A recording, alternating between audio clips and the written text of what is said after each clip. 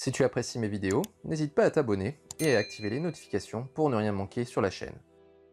Salut tout le monde, bienvenue sur la chaîne Mitrator pour cette revue numéro 91 qui va être consacrée à cette figurine, à savoir le Surt d'Ektirnir.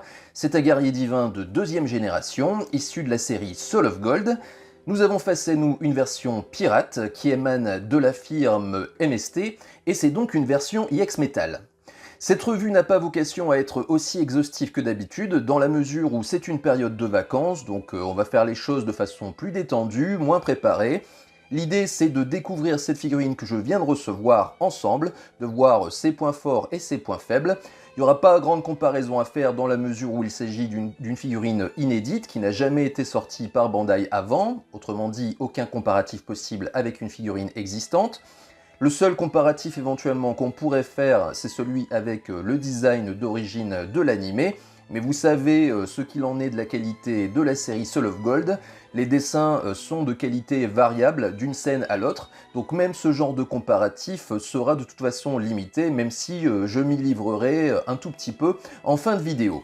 En guise de préambule, un petit mot sur la guéguerre que se livrent MST et Shinetime pour ce qui est du développement des figurines Asgard issues de la série Soul of Gold. Donc ces deux firmes ont décidé de sortir ces figurines. Maintenant c'est une guerre un peu asymétrique dans la mesure où ce qui a été sorti par Shinetime pour le moment ne l'a pas été par MST et inversement. Donc pour le collectionneur que je suis, il s'agit vraiment ici de faire un choix. Donc même si pour le moment tout ce que j'ai eu en ma possession concernant cette gamme était issu de la marque Shinetime, j'ai décidé tout de même de faire l'acquisition de ce Surt par la marque MST du fait de ce que je connais de cette marque. C'est-à-dire que pour l'instant, ce que j'en sais, en tout cas ce que j'ai découvert notamment au travers de mes vidéos, m'incite à croire que en termes de fidélité, on sera souvent plus proche du design d'origine que pour les autres marques pirates. Donc c'est un peu ce pari que j'ai fait, et c'est d'ailleurs la raison pour laquelle pour le moment vous n'avez pas vu débarquer sur la chaîne une vidéo consacrée à Sigmund qui a été sortie par la marque Shinetime, puisque je fais le pari que la version MST sera plus fidèle. Donc j'attends de voir vraiment les visuels de la version MST avant de me décider pour l'une ou l'autre version. Ceci étant dit, on va attaquer maintenant sur les tarifs et packaging. Donc cette figurine est une figurine alternative que vous ne pourrez trouver a priori que sur les boutiques chinoises de type AliExpress. Il vous en coûtera entre 55 et 60 €, frais de livraison et TVA inclus, ce qui n'est pas du tout un tarif assassin, surtout quand on prend en compte, et vous pouvez le voir déjà maintenant, le fait que cette figurine est porteuse d'accord IX Metal, ce qui occasionne souvent un coût supplémentaire en ce qui concerne la production. Pour ce qui est des packaging, on a un peu l'habitude avec MST d'avoir des cartons bruts avec zéro illustration de ce que peut donner la figurine, contrairement d'ailleurs à la marque Shinetime qui, elle, soigne plus ses packaging. Donc ici, ce packaging ne déroge pas à la règle dans le sens où vous n'avez aucune illustration de ce qu'est le personnage. En revanche, à la différence de d'habitude, vous avez quand même des choses qui apparaissent, c'est-à-dire un code barre qui est à mon avis là juste pour décorer, la provenance de la figurine, donc qui vient de Chine, et aussi ce logo qui représente un paquet. Donc ça me fait penser à, et je vais vous montrer ça tout de suite, ceci. Donc ça, ce sont les surcartons que l'on peut trouver sur les figurines de Bandai lorsqu'elles sont issues du Tamashii Webshop. C'est-à-dire que si vous êtes japonais, et que vous pouvez commander sur le webshop de Tamashii, lorsque vous recevez votre figurine, vous avez un surcarton qui vient protéger davantage le package de celle-ci. Donc cela, nous ne l'avons pas nous en Europe, que la figurine soit issue de la voie normale ou du Tamashii Webshop, nous recevons, quand on achète les figurines, on les reçoit sans ce surcarton, mais les Japonais l'ont quand il s'agit d'une Tamashii Webshop. Et quand on regarde, eh bien on peut se rendre compte que ce qui est ici, et ni plus ni moins que la copie de ce surcarton issu du Tamashii Webshop. La seule différence étant le fait qu'il n'y a pas l'inscription ici Midcloth et qu'il n'y a pas non plus la mention que ça vient de Bandai. Mais vous voyez que ici, on a tout de même la volonté de MST de copier encore un peu plus la marque officielle.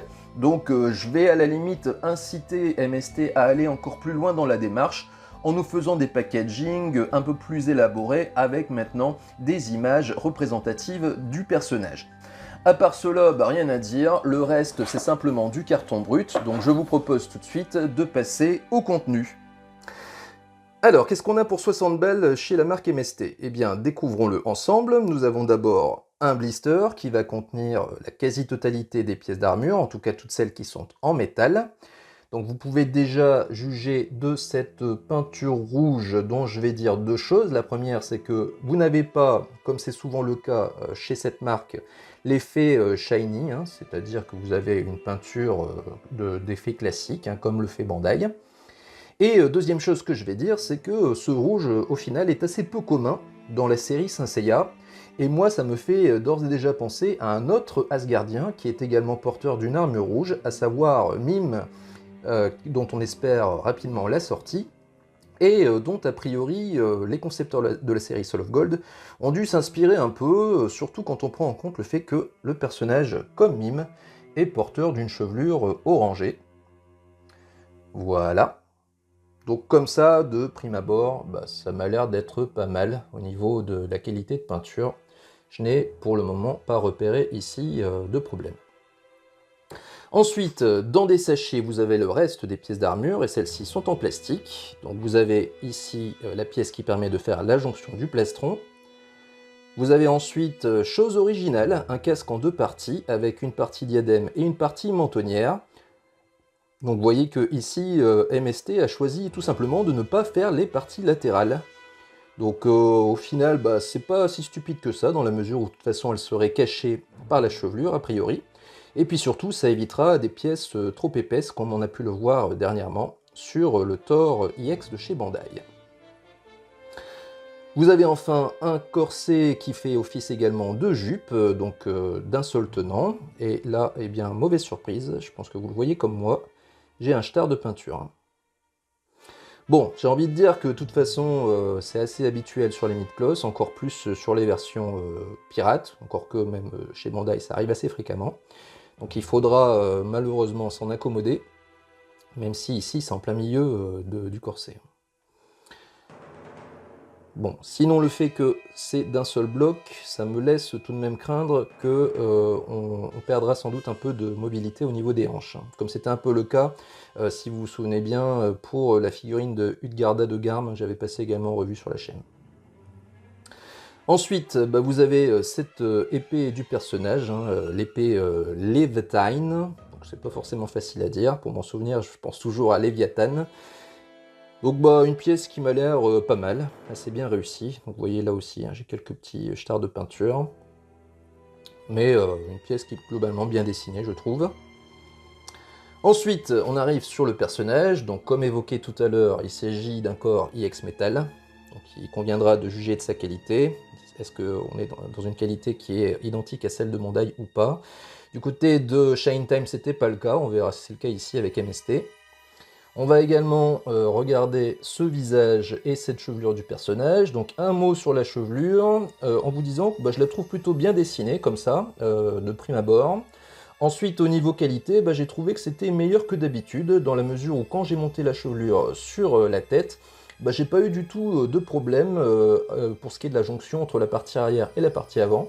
Ce qui est assez rare pour le mentionner chez MST, puisque habituellement bah, j'ai recours au scalpel pour retirer les petites bavures de plastique qui empêchent cette jonction. Ici, j'ai pas eu de souci du tout.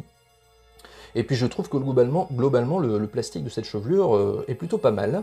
Et je vais dire exactement la même chose pour ce qui est du plastique des visages. Là encore une fois, c'est assez rare pour le mentionner, d'habitude on a un plastique un peu translucide.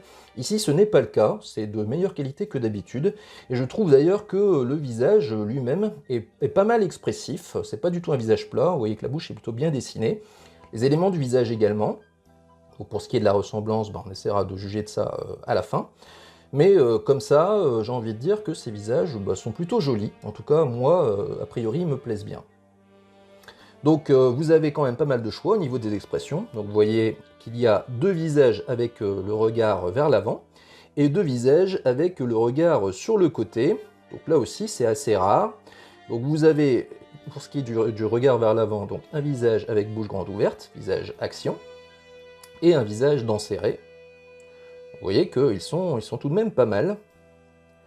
Et pour ce qui est du regard sur le côté, bah, vous avez un visage neutre, enfin avec bouche neutre, et vous avez un avec rictus. Donc, vous voyez qu'en termes d'expression, c'est tout de même assez fourni. Donc vous allez avoir également la chevelure trouée pour accueillir le diadème. Pour ce qui est des paires de mains, là aussi il y a quand même pas mal de variétés. 4 paires de mains, donc les poings fermés que j'ai montés déjà sur le personnage, les mains semi-ouvertes, les mains qui peuvent tenir un objet, donc ici en l'occurrence l'épée, et les mains grandes ouvertes. Donc en ce qui concerne la qualité de ces mains, on a l'habitude chez MST, hein, c'est toujours un peu la même chose. C'est-à-dire que le plastique, il est pas super. Donc j'ai envie de dire que d'ailleurs, la couleur des doigts n'est pas totalement raccord avec la couleur des visages. Hein. Je pense que vous pourrez arriver à le voir ici. Vous voyez que les doigts sont davantage rosés. Hein. Donc là, il y a encore du progrès à faire hein, du côté de chez MST. Surtout qu'on peut voir également des petites bavures plastiques. Vous voyez ici notamment. Mais bon, ça, j'ai envie de dire qu'on a l'habitude. Et enfin, dernière chose, bonne surprise, il y a 4 protège-mains, ce qui n'était pas le cas pour les figurines Shine Time, qui n'avaient qu'un jeu. On avait vu ça notamment lors de la dernière vidéo sur Utgard. Donc voilà pour ce qui est des contenus. Je vais passer maintenant à la revue du personnage. Allez, on jette un œil sur ce personnage pour tester sa rigidité. Au niveau du haut du corps, il y a souvent une trop forte rigidité chez J-Model / MST, notamment sur cette articulation du biceps. Et ici, comme vous le voyez, aucun souci, la rotation se fait parfaitement. C'est pas la même chose pour ce qui est de l'articulation du coude, qui est-elle vraiment trop lâche. Vous voyez qu'il y a pas mal de jeux, et plus on plie le coude, et plus c'est le cas. Pour ce qui est du buste, c'est pas super rigide, mais bon, c'est suffisamment rigide pour empêcher la figurine de virer vers l'arrière. Au niveau de l'entrejambe, vous voyez que j'ai quand même pas mal de difficultés à monter la jambe, donc ça c'est plutôt bon signe. En revanche, au niveau du genou, vous voyez, c'est la cata. À peine on secoue la figurine que le genou plie, donc ici l'articulation est insuffisante. Vous voyez ici également que le personnage a du mal à tenir bien en place au niveau du sol, et ceci est dû, comme vous le voyez, aux pieds qui ne sont pas totalement plats. Il y a une espèce d'épaisseur qui fait la jonction entre les deux pièces de métal, qui fait que le pied ne peut pas poser totalement à plat sur le sol, et donc la figurine risque de manquer un peu d'équilibre. Donc au global, ce corps IX Metal de chez MST est à mon avis de qualité très moyenne, en tout cas bien inférieure à ce que fait Bandai d'habitude dans ce domaine.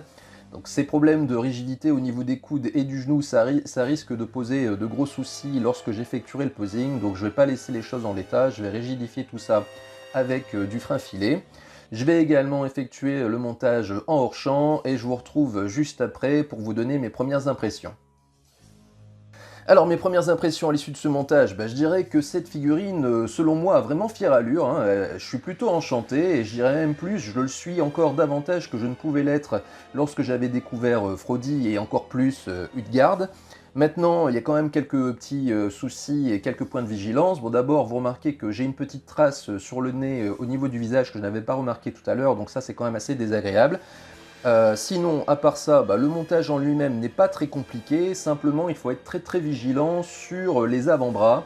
Il y a un avant-bras avec 2 cornes et un avant-bras avec une seule corne. Donc celui avec une seule corne se met sur le côté gauche et celui avec 2 donc se met sur le côté droit. De même au niveau du brassard, il y en a un avec une partie blanche et il y en a un qui est totalement rouge. Celui qui a la partie blanche se met également à gauche. Les épaulières sont aussi dissymétriques, donc celle qui est un peu plus arrondie se met à droite et celle avec les yeux du cerf se met à gauche. Faites également attention au fait que ce que j'avais pris tout à l'heure pour la pièce qui fait la jonction du plastron n'est pas ça du tout, en fait c'est simplement une sorte d'enjoliveur qui se met sous l'épaulière gauche. Pour ce qui est du montage du casque, pour la partie diadème, rien de difficile, hein, il y a juste qu'à clipser le diadème dans la chevelure avant. En revanche, pour ce qui est de la mentonnière, il faut simplement retirer la chevelure avant, placer la mentonnière sur le visage du personnage. Il y a 2 trous sur les côtés qui permettent vraiment de bien clipser cette mentonnière sur la chevelure arrière. Et puis ensuite, on remonte la totalité de la chevelure avant plus le diadème sur la tête du personnage. En ce qui concerne le rendu maintenant, comme je vous l'ai dit, je suis très satisfait de ce que vous avez là à l'image. Maintenant, sachez tout de même que ce n'est pas le rendu naturel que vous aurez si vous ne procédez pas à certaines corrections que moi j'ai faites. Première correction, comme je l'ai dit avant le montage, c'était d'ajouter du frein filet au niveau des articulations, des coudes et des genoux pour rigidifier tout ça, ce qui permet vraiment à la figurine d'avoir une bien meilleure tenue. Deuxième correction également, avant le montage, je me suis aperçu tout de même de quelques traces de grappe, dont une vraiment très disgracieuse au niveau de l'épée. Donc j'ai dû un peu jouer du cutter pour affiner ces traces-là. Et ce qui a eu également pour effet de laisser des zones sans peinture. Donc j'ai utilisé de la peinture Tamiya X27, comme ça vous aurez la référence si jamais vous voulez opérer les mêmes corrections. Donc j'ai ajouté cette peinture sur ces traces de grappage et j'en ai profité également pour corriger 2-3 pets de peinture que j'avais localisés sur des pièces d'armure. Donc au global, il y a un très bon rendu, mais il y a tout de même un petit peu de bricolage derrière. On y va pour un petit posing et on se retrouve juste après pour le bilan.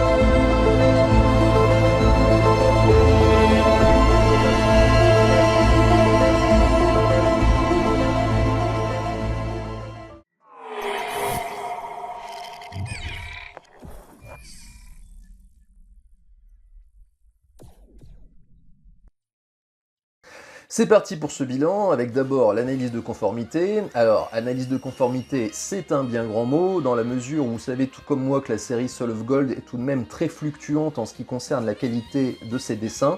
Donc ce que je vais vous montrer là est sujet à caution en fonction des plans que vous choisissez ou des fanarts que vous sélectionnez. Ça sera de toute façon moins précis et moins probant que ce que je fais d'habitude avec les CTI que me fournit DFK.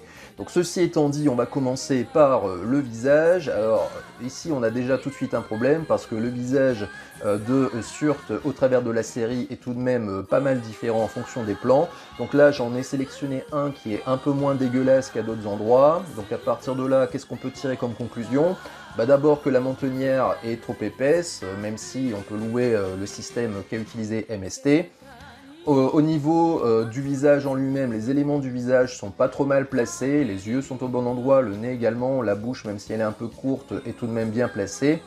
Au niveau des yeux, bon, la forme est à peu près correcte, la couleur en revanche des iris est un peu trop claire, mais globalement au niveau des traits du visage, on est quand même assez ressemblant.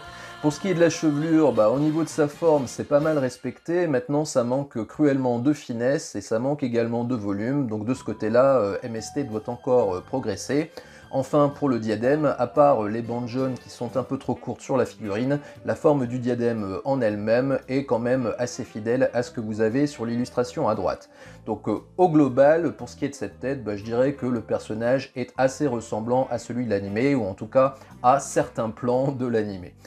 Pour ce qui est du reste du personnage, je vais prendre appui sur un fanart que j'ai trouvé sur la page Facebook de Marco Albiero, donc je vous mettrai le lien dans la description.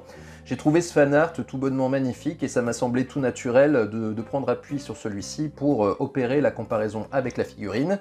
Et donc, à part les genouillères qui devraient monter davantage à mon avis sur la cuissarde, et également le bras gauche qui souffre de cette articulation IX Metal qui fait un effet un peu bizarre parce qu'à cet endroit on devrait avoir du tissu. À part ces deux éléments, à part ces deux bémols, je dirais qu'au global la figurine est tout de même bien fidèle à ce que vous avez à droite. Ceci nous fait arriver maintenant au moment des avantages et des inconvénients de cette figurine, avec comme premier point positif, et sans doute le plus important, c'est le fait que nous avons un personnage qui est totalement inédit, que nous a produit ici MST. Ils n'ont pas eu à copier quelque chose qui avait déjà été fait par Bandai précédemment, ils sont partis de zéro, et ils s'en sont vraiment bien sortis puisque le personnage est ressemblant à l'animé, donc de ce côté-là, un grand bravo à eux. Deuxième point positif, qui est un peu dans la lignée du précédent, c'est qu'au global, on a un très bon rendu de celle-ci, on a une figurine qui a quand même fière allure. Niveau tarif, on n'a pas un tarif qui est assassin, on a une figurine qui tourne aux alentours de 55-60 €, ce qui est tout de même à mon avis correct, surtout quand on prend en compte le fait qu'il s'agit d'un corps IX Metal. Quatrième point positif, on a quand même un bon choix de mains et de visages, il y a quand même pas mal de variétés, notamment il y a des visages avec des regards en coin, avec différentes expressions au niveau de la bouche, donc ça c'est plutôt original. Cinquième point positif, on a globalement une jolie couleur d'armure qui nous donne peut-être un avant-goût de ce que sera la couleur de Mime une fois que Bandai aura daigné le sortir. Et enfin, sixième et dernier point positif, je dirais que le montage est globalement aisé, et ceci grâce à une armure qui tient bien en place sur le personnage, que ce soit au niveau des genouillères ou au niveau des épaulières qui sont faciles à clipser. Néanmoins, la figurine a tout de même certains défauts. Le premier d'entre eux, qui aura de l'importance si pour vous les boîtes sont importantes, c'est le fait que le packaging est toujours insuffisant. Donc il ne suffit pas simplement de rajouter 2-3 mentions et un code barre pour que le collectionneur exigeant soit satisfait. Ça aurait été pas mal d'avoir des illustrations du personnage, là ça fait toujours pas boîte d'objets de collection. Donc de ce côté-là, on aimerait que MST fasse un effort sur les figurines à venir. Deuxième point négatif, et peut-être plus important que le premier, si vous n'en avez rien à faire des boîtes, c'est les problèmes de finition globalement. Donc on a des pets de peinture, on a des traces de grappage, et moi j'ai même une trace au niveau du nez d'un des visages. Donc tout ça dénote tout de même, encore une fois, d'un contrôle qualité qui est insuffisant sur les marques pirates. Troisième point négatif, c'est une rigidité insuffisante du corps IX Metal au niveau des genoux et des coudes qui nécessite de rigidifier tout ça si vous voulez vraiment avoir une bonne stabilité de la figurine. Et enfin, dernier point négatif, et il est un peu habituel chez MST, c'est la qualité des mains qui est encore perfectible.